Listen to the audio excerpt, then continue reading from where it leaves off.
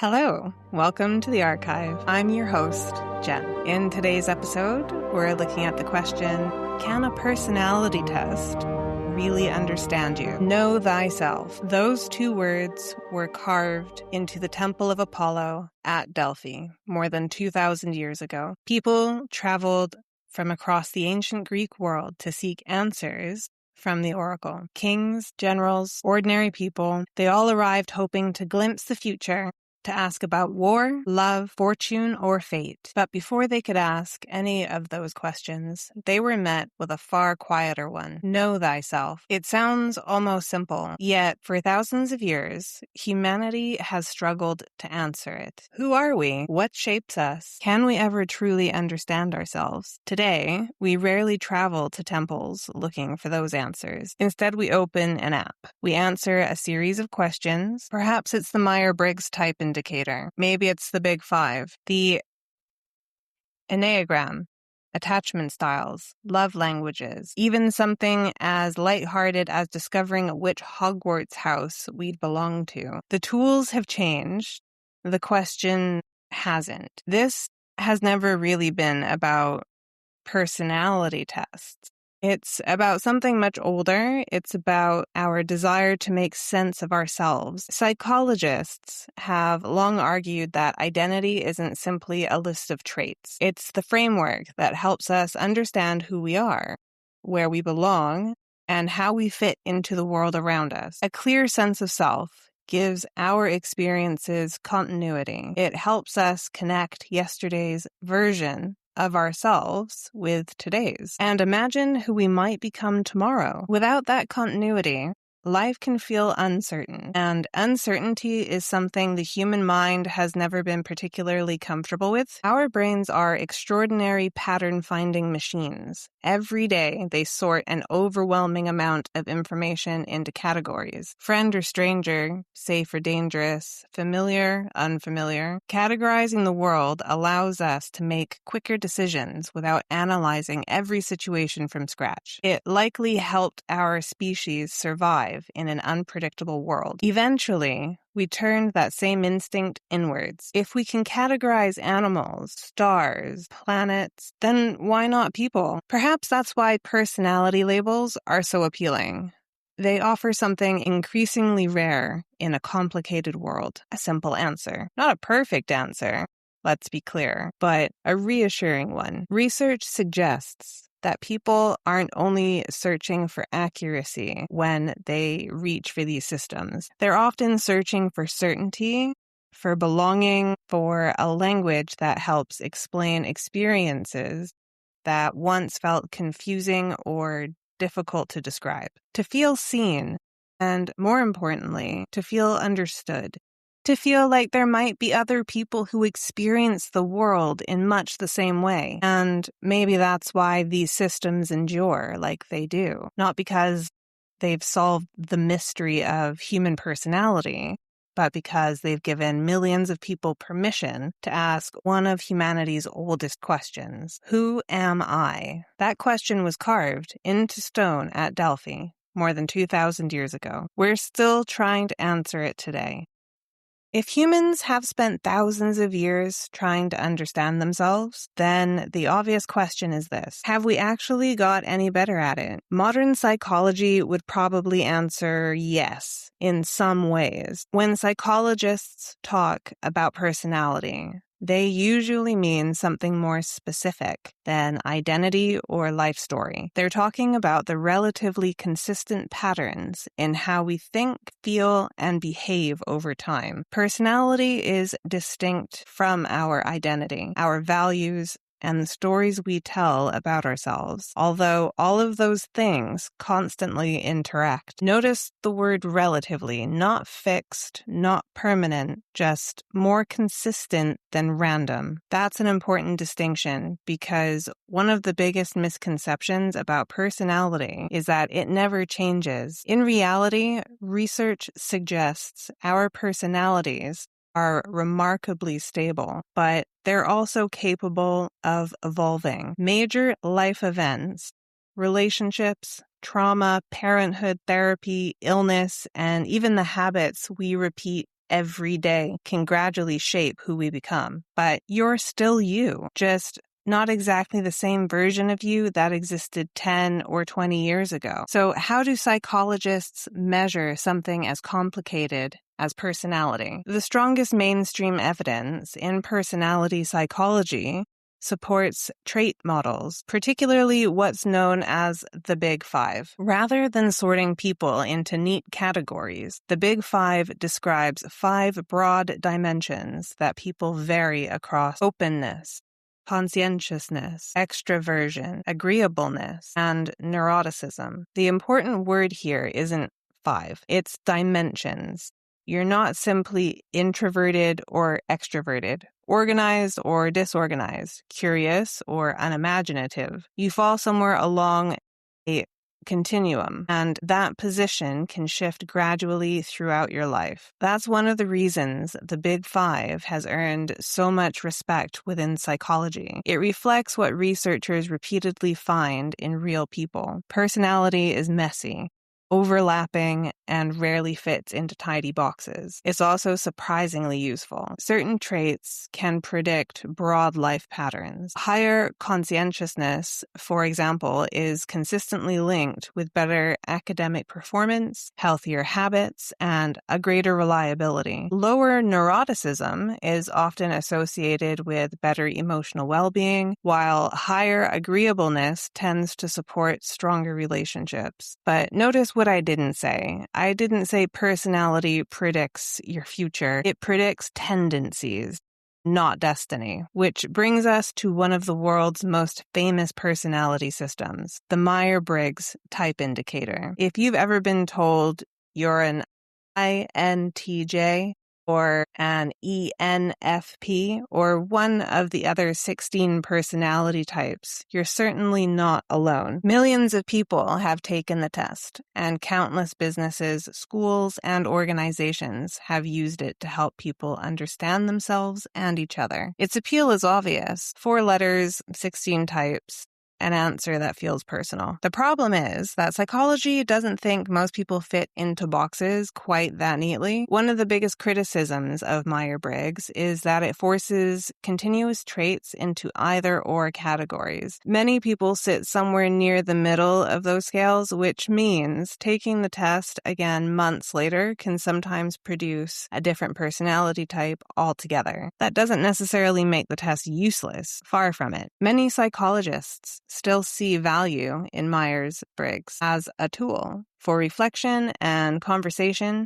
It can encourage people to think about how they communicate, solve problems, or approach relationships. What it doesn't do, at least according to the current evidence, is reveal a person's scientifically verifiable true type. Perhaps that's the most important distinction in this entire discussion.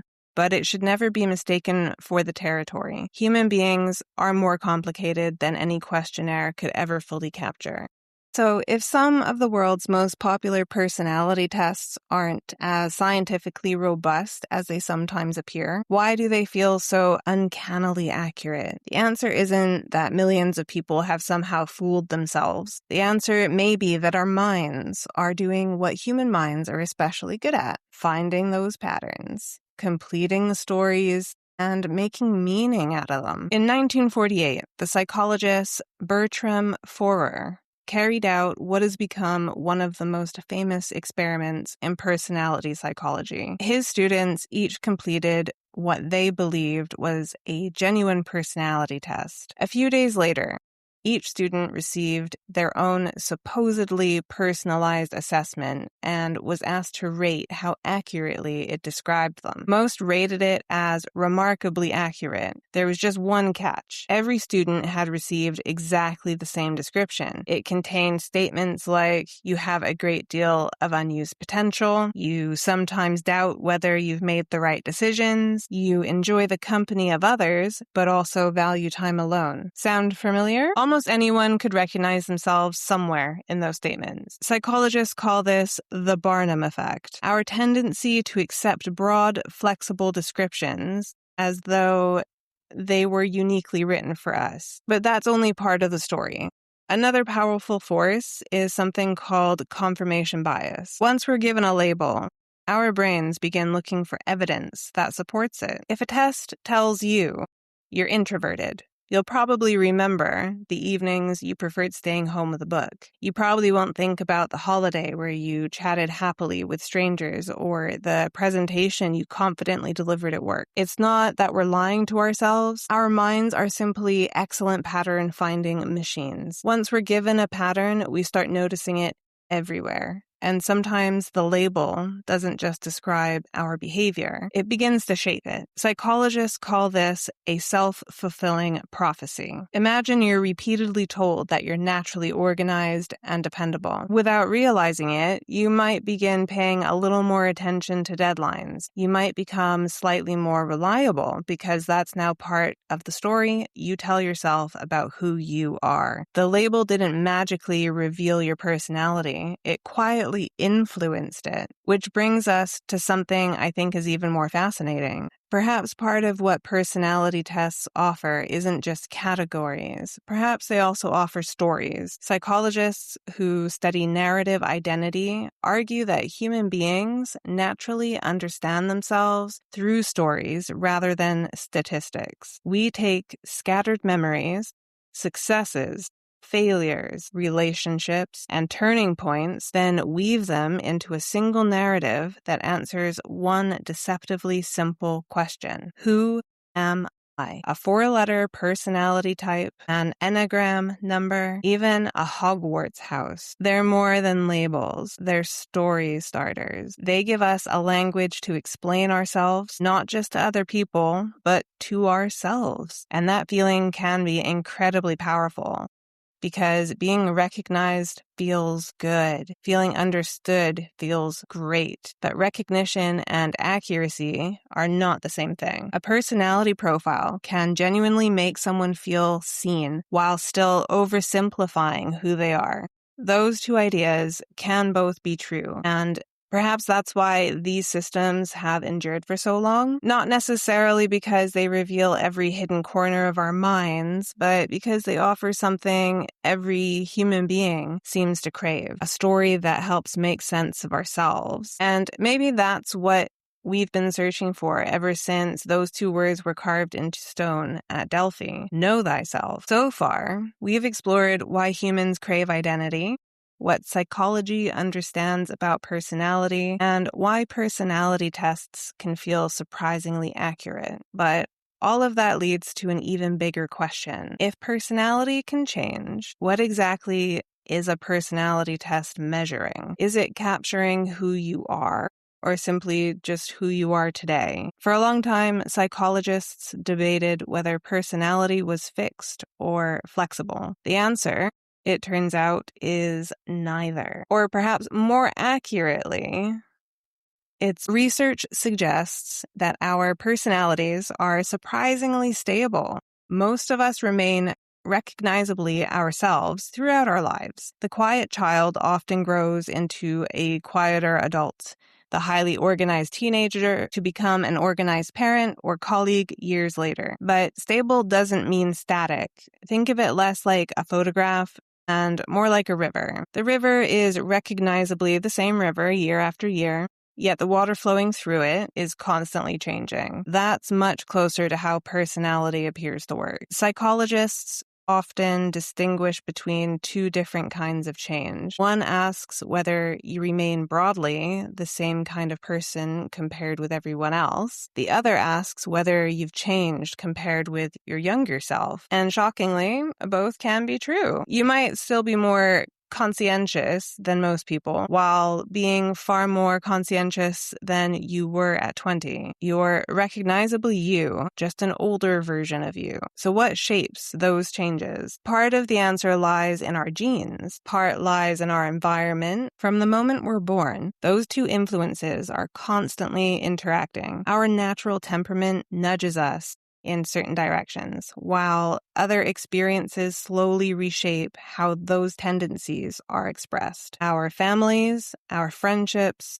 our culture, the responsibilities we take on, people we meet, the losses we endure, None of these erase our personality, but they can refine it. Our brains also remain capable of change throughout life, a property known as neuroplasticity. Every habit we repeat, every skill we practice, and every challenge we adapt to strengthens some pathways while weakening others. In other words, who we repeatedly choose to be today can slowly influence who we become tomorrow. Major life events can leave an even deeper mark. Becoming a parent, losing someone you love, recovering from illness, starting therapy, changing careers, relocating to a new country. None of these automatically transform a personality overnight, but they do shape us and our routines, our responsibilities, our relationships, and the stories we tell about ourselves. And over time, those changes can become part of us. Perhaps the most encouraging discovery is that personality isn't something that only happens to us. Some recent research suggests people may be able to intentionally shift aspects of their personality through consistent effort. Developing healthier habits, learning new coping strategies, challenging old thought patterns, and practicing different behaviors may gradually move certain traits in meaningful directions.